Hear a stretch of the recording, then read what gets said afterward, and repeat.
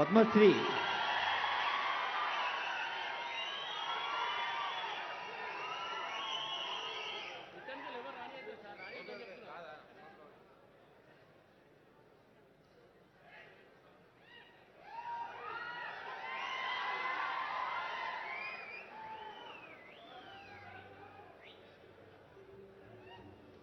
పెద్దలు హనుమంతరావు గారికి నమస్సులతో పద్మశ్రీ అవార్డు గ్రహీతల స్పందనలు. గడ్డ సమయ్య గారు కొన్ని గంటల పాటు పాడగలడు, కానీ ఇప్పుడు కొన్ని సెకండ్లలోనే పాడి ఆ గంటల మాధుర్యాన్ని మనకు అందింపజేస్తారు.